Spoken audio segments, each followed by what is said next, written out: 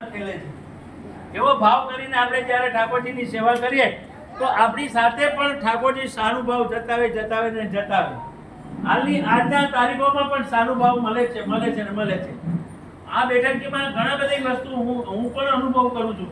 કેટલી બધી વસ્તુઓનો અનુભવ એવો થયો છે એ સાક્ષાત વાતો છે. મારા પિતાશ્રી 111 વર્ષના દરામાં પહોંચ્યા. 8 વર્ષની ઉંમરે એમણે મરજાદ લીધી હતી. 8 વર્ષની ઉંમરે મરજાદ અને 103 વર્ષ મરજાદ રાખી. એક વખત એવું થયું, 25-30 વર્ષ પહેલાની વાત કરું છું કે મારું સાસરું જામનગર, એટલે મારે જામનગર જવાનું હતું. ત્યારે મારી જોડે ગાડી નથી, મારે બસમાં જ જવાનું હતું.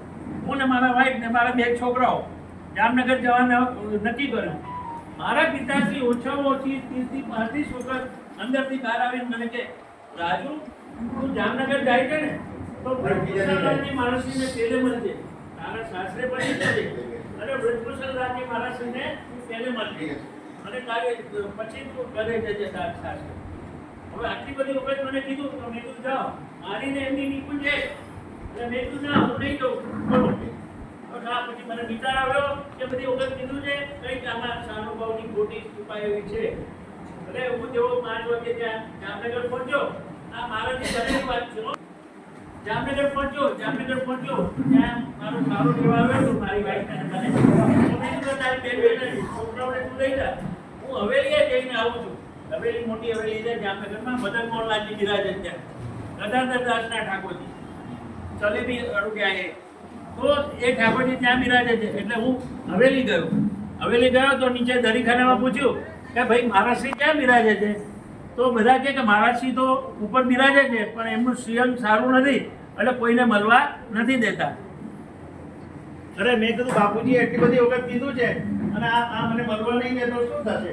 હું ત્યાં મદન મોહનલાલજી પાસે ગયો, ઠાકોરજી પાસે, અને નમ્ર કર્યા કે પ્રભુ મારું મળવાનું મને, અને મને આજે જે સાનુભાવ જોઈએ છે એ કેવો જોઈએ છે? હું મારું જીવ ઉડી જાય, મારો પ્રાણ ચલ્યો જાય કે હું ગાંડો બની જાઉં એવો સાનુભાવ મારે નથી જોતો. આ સહદે હું સાનુભાવ માની શકું, સાનુભાવ જોઈએ. પછી હું ત્યાંનો ફેમિલિયર એટલે હું ત્યાં ઉપર સીડી ચડીને ઉપર ગયો જ્યાં મહારાષ્ટ્રનો રૂમ છે ત્યાં ગયો તો ત્યાં એક કાઠિયાવાડી વૈષ્ણવ કોટડી પહેરીને બેઠા હતા, બિરાજતા હતા. મેં પૂછ્યું કે ભાઈ મહારાષ્ટ્રી ક્યાં બિરાજે છે? અવાજ તો મારો મોટો છે પરસન્ટ, એટલે કે ધીમે બોલો, મહારાષ્ટ્રી ભીતર બિરાજે છે, એમનું શ્રીઅંગ સારું નથી તો એમને ડિસ્ટર્બ થાય છે. હું સોરી હા, મારો અવાજ મોટો છે. પછી એટલામાં મહારાષ્ટ્રી મારો અવાજ સાંભળી અને આમ તો 2 જણા પકડીને આવે, હાથ પકડીને તો ચાલી શકતા હતા, પણ સોનાની છડી લઈને આમ ટપ ટપ ટપ કરતા પધારવા લાગ્યા. મેં જોયું સાક્ષાત શ્રી ગુસાઈજી પધારી ગયા. જોયું, મેં કીધું બરોબર આજે જે અહીંયા સાનુભાવ આપણને અહીંયા જ થવાનો છે.